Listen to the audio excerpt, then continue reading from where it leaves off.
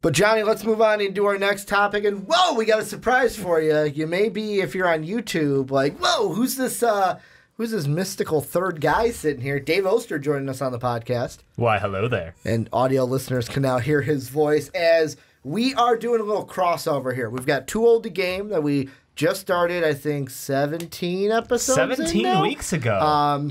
Or 16 weeks ago, because I think we doubled up one, but yeah. Yeah, it's 17. I'm going to go 17 weeks ago. Yeah, let's go 17 weeks. We started Too Old to Game. Close enough. And our kind of gaming content that we would do here just moved over to Too Old to Game. But Overwatch at BlizzCon this week, Dave and I are going to be doing a Too Old to Game special edition where we talk about all the BlizzCon stuff. But because Johnny and both of us are also into Overwatch and everything, we got our new hero, and we were told, Dave and I, totally wrong. Didn't think it would be anything. We thought we were just getting the McCree short, wouldn't be anything with McCree.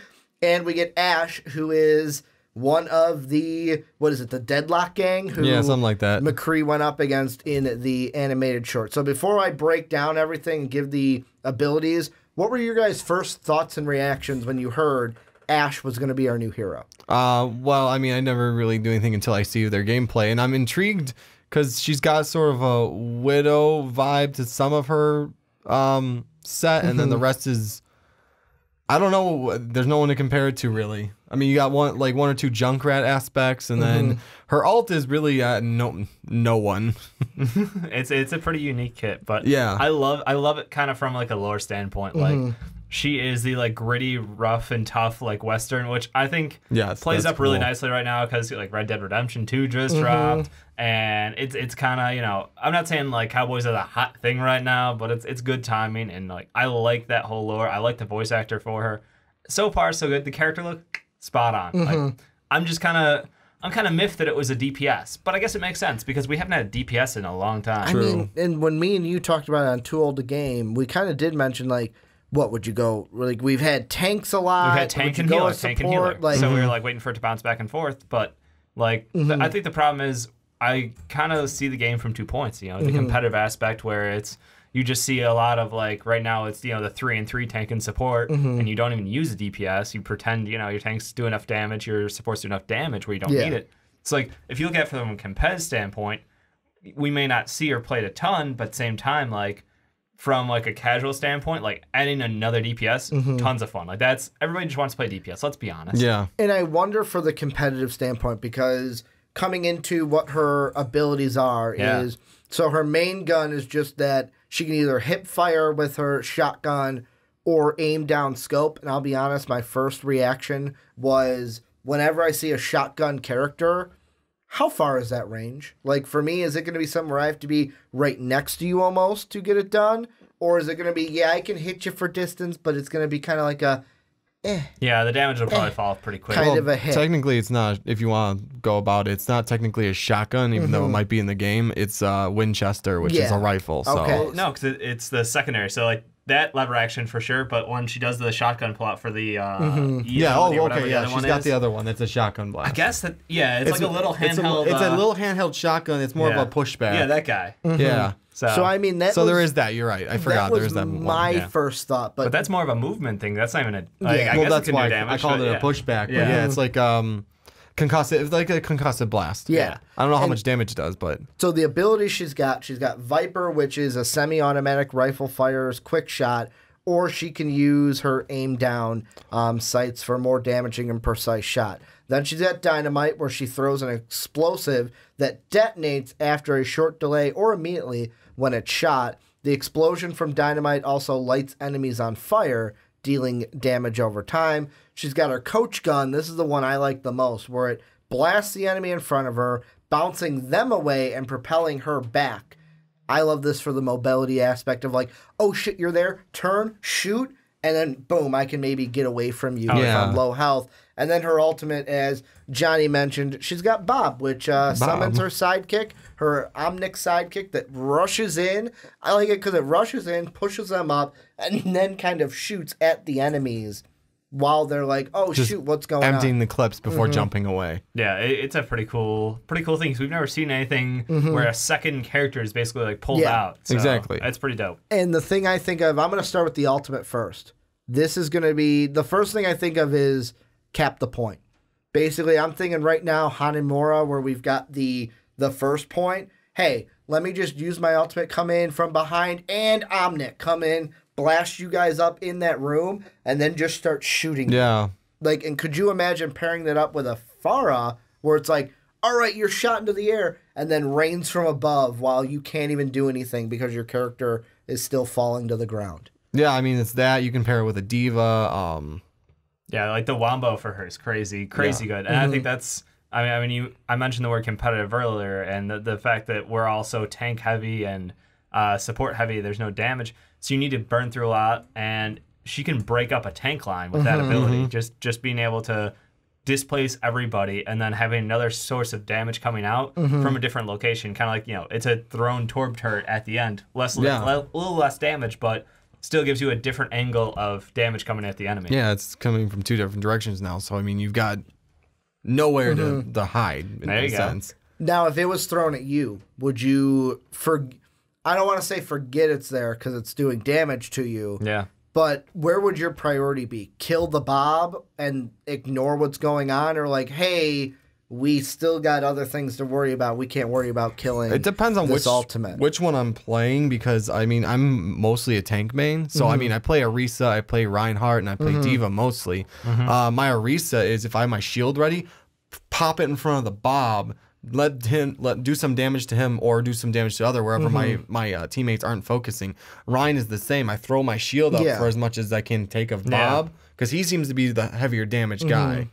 Hold my shield in front of Bob for as long as I can, take a few swings in between, but try and shield my teammates from him. I'll be completely honest. I'm a Pharah main. It's going to be my job probably to take down the Bob. You're just going to boop the Bob? Like, not, boop the Bob. There's that, but also, hey, Pharah, you're not anywhere in his range. Could you shoot at him for us? Yeah, and try to hit him in the head? Well, I mean, the small... So, sorry, go ahead. Okay. The smallest part of it actually seems like the throw up and like I'm trying to think of the immobilization part of it, because that's more of like Reinhardt and Zarya's alts are immobilization. Yeah. His is like, he hits you once and you stop for like, it's like more of a stun, but then he just unloads the clips on you guys. He's a huge, like, just damage. So I would say even, so those are the two I think are, when it comes to immobilization, he's good for like slight immobilization and then heavy damage being done. So that's the thing you're going to want to counter.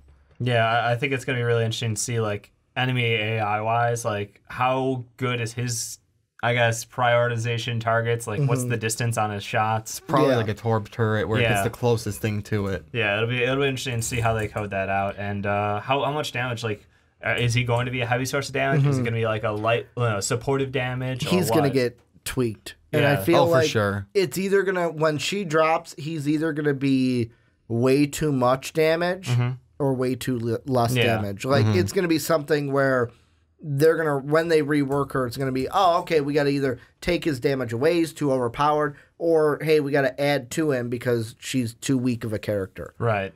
Yeah, it'll be a hard, like, she's got, the problem I see with her is she could have a really good kit, and they're going to have to balance the numbers probably down based off of that kit, because the mobility she has with that coach gun is disgusting. Like, the distance she gets from shooting the ground, like, it's like a 15-foot push at times, you know, and you can go any direction.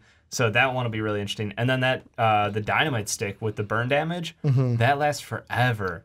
And that burns, that takes a long time. So, like, might be nerfing she that a seems bit. like an anti-tank character. Like, I like the distance. She's going to play somewhere between that McCree and Widow range. Yeah. But because she has that dynamite stick, it's like, okay, you can toss out there. And basically that's now like, that's an area displacement, basically saying, area denial, words. If you toss it out there on the ground and like it's a payload match and Orion is walking, it's like, okay, he sees that on the ground. If he walks, past that and you get an angle on it where you coach gun up and shoot down and explode the dynamite, like, he's going to burn, so he's got to be aware of that. Like, you've got to just be aware anywhere that's getting tossed out. Or not even that. I'm thinking, so I've got two maps in my head, the Hanamura one, but also the Route 66 one as well. Yeah. Where payload, like you mentioned, or with Hanamura, if she's attacking, hey, I'm going to use that coach gun to maybe get up through that window that's on the left side. sneak my way either around your front line or to the back. But like with a payload, hey, I've snuck behind you guys. You've got all your tanks on it. My team's looking to push. I'm going to throw that dynamite, shoot it when it's in the middle of you guys. Holy crap, you didn't see it. Now you're burning. Yeah. No, I mean, that's the thing. Like, I think she's got a really interesting kit, which means I'm kind of afraid of, you know, you the think damage she's gonna balance. be overpowered to start. I think they're going to have to work on the damage balance a lot. They are. There's a lot. It's the same with Brigitte. Like, she has an awesome kit, and, like, they've nerfed her after nerf after nerf, and she's still, like, one of the most viable, like, players in every comp. So I think that's the thing. I look at her and I'm just like, she's got a really great kit. It looks like fun gameplay. I love the additional mobility. Like, there's just a lot to like about this character. Is she going to be somebody that, the overpoweredness aside, because we have that rework every character. Exactly. True. I don't know yet if I can predict if this is going to be a character that will be, yes, you have to have her in your lineup every time. Yeah. Or if she's going to develop into, all right, we need her for these certain situations, and it's not one of those where, yes, we need an Ashe in every lineup because she's just that useful. I mean, you may not need her in every lineup because there's other characters that do close to some of her kit. Like, and I'm Torb, speaking more competitively because obviously casual play whatever you want. Yeah. Well, I mean, 60 PS, baby. Yep. She might. Who needs that support? Literally played like so many of those games in the last 2 weeks. I mean, if you got a soldier, you have your support right there. Throw it down. Yeah, I mean, that's... I look at her as someone who can potentially be, like, a meta changer because of... True.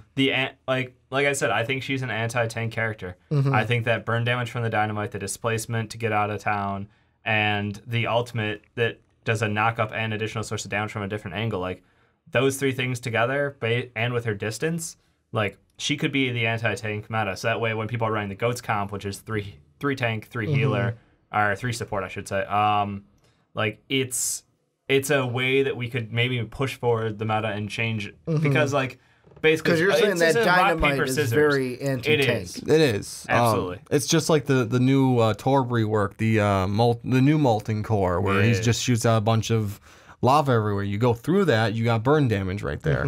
I mean, she does have a very anti-tank kit because she's got the hip blast if you're in emergency. You got the sniper aspect of it. You've got the burn damage. You've got a lot of things that just are in different cases up against things that are supposed to be anti-tank. Torb's type part that is. Reaper is an anti-tank, so his part of that. Snipers usually tend to be sort of anti-tank because you keep your distance from them.